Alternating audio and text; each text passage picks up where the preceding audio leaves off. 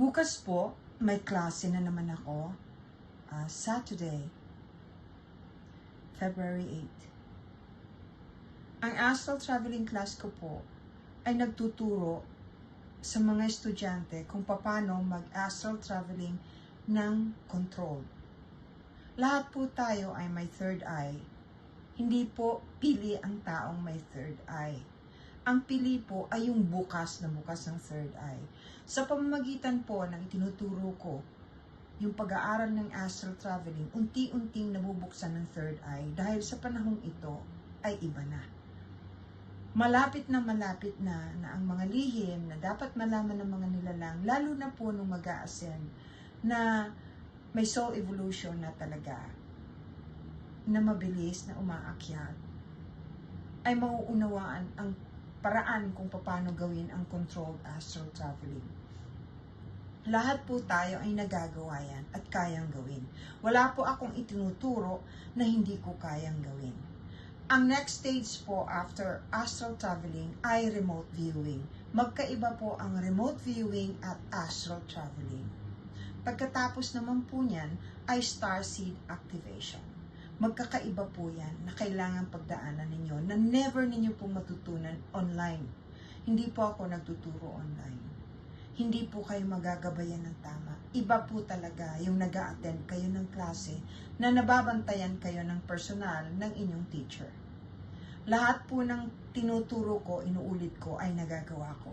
At mapapatunayan ko yan sa mga estudyante at sa marami ng estudyante ko na nagdaan sa class ko. Pagkatapos po ng starseed activation, ay ang graduation. Next level na po yun. Yun po ang ginawa ng mga estudyante kong kasama ko sa Baguio. Ang dami na po nilang natutunan. Nag-expand po ang mga chakras nila, lalo na po yung heart chakra, pinaka-importante sa akin, from heart chakra pataas. Nagkaroon po sila ng phenomenal knowledge sa mga bagay na hindi nila ina-expect matututunan nila ng ganun na lang. Of course, they needed to practice it. They needed to do it and prove to me that they would be able to do it.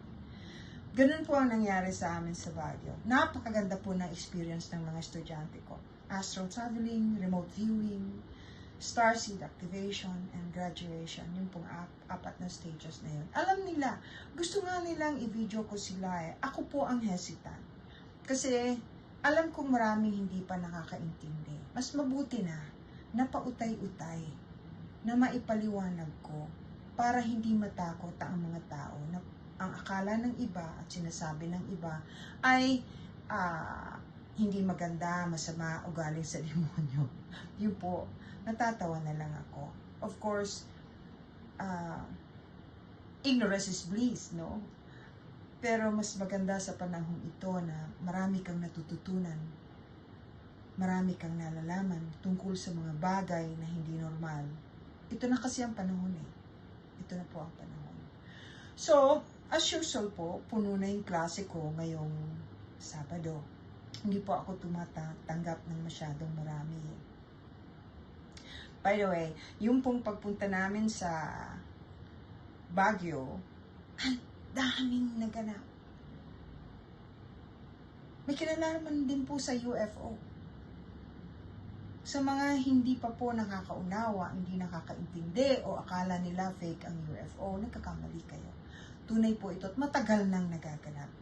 Kung magkakaroon po kayo ng oras at gusto talaga ninyong malaman, pwede nyo namang i-research dahil scientifically proven na po ito. Kahit sa Amerika, pinag-uusapan na po ito sa Kongreso. Sa Amerika pa po ito. Kasi marami na pong nais magsalita na nakakita na totoo po ang mga pangyayaring nagaganap sa mundo na pinagtatakpan lamang ng ibang gobyerno. Pero open na po sila ngayon.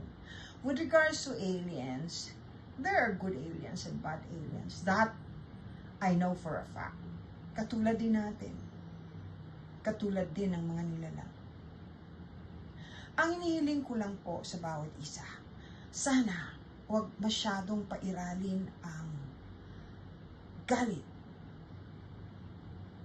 Huwag po. Because lahat po ng negative energy thrives on anger and fear. Ibig sabihin po, para ninyong pinakakain kung ang mga negatibong enerhiya pag kayo'y palaging galit at palaging negatibo. Marami po akong maaaring ituro sa inyo. Maraming lihim. At maniwala kayo sa hindi. Totoo ang orasyon basta tama ang pamamaraan ng paggamit nito. Abangan niyo po yung aking live. I might be able to do live tomorrow night. If not tomorrow night, Sunday night. Nakakatuwa po kasi napakarami ng gising. Napakarami na pong mulat ang mata. Marami na pong nakakakita ng mga bagay na hindi nakikita ng ordinarily or ng ordinaryong nilalang. Kung gusto niyo pong mabuksan ang inyong third eye talaga ng todo, i-practice po ninyo. Kasi palagi kong inuulit, ang third eye po ay parang muscle din. Pag hindi nyo po ginagamit, ito ay nag-a-atrophy o nangangayayat o wala ng lakas. Tayo po kasi mga nilalang nung araw, nung unang panahon, na wala pang mga gadgets, wala pang teknolohiya, ay bukas ang ating mga third eye. Yun po ang ginagamit natin. Hindi po Google, hindi cellphone. Noon po, ang matatanda natin, alam nila ang ginagawa ng kanilang apo, kahit walang cellphone. Alam ng ina, pakinutuban sila. Alam niyo ba yung kutub ng ina? Alam niyo, extrasensory po yun. Nararamdaman nila pagka may masamang nangyayari sa kanilang mga minamahal sa buhay, sa asawa o sa mga anak. Alam ng matatanda natin kung uulan, kung magiging sobrang init. Third eye po yun. Extrasensory po yun na ginagamit natin nung araw. Ngayon, hindi na. Hindi na. Kaya, gusto kong ibalik. Gusto kong tulungan para mapabilis. Para lahat tayo magkaintindihan hanggat maaari. O makapagtulungan sa bawat isa. We can help each other. Palagi ko lamang pong pinapaalala na walang masamang magdasal. Magdasal po tayo. Kahit anong religion ninyo, gamitin ninyo po ang pagdarasal. Palaging may nakikinig, believe it or not. At nagbabago po ang itsura ng inyong aura pag kayo ay palaging nagdadasal. Huwag pong matakot. Ang paghahandaan natin ay hindi po yung ngayon, kundi yung malapit nang mangyari. Malapit na. Papasok na po tayo dun sa bukana. Sana naintindihan ninyo yung ibig kong sabihin. I'm here to help. Lahat po kayong nangihingi ng panalangin dito sa TikTok, pinagdadasal ko. Yung mga bashers, naawa ako sa inyo. Pati kayo pinagdadasal ko. Yung nga po palang ating kalikasan, huwag nating masyadong babuyin. In fact, huwag nating babuyin kasi baboy na. Huwag tayong magtatapon ng basura kung saan-saan. Lalo na sa tubig, sa river, sa dagat. At huwag mananakit ng hayop. Bawat hayop na sinasaktan ninyo, ang bawat iyak ng mga iyan ay nakakarating sa langit. Naririnig ng mga kinauukulan at inyong pinagbabayaran. Lahat ng kabusitan tuwing umiiyak sila ng dahil sa inyo, iyon ang kapalit. Hindi ninyo alam.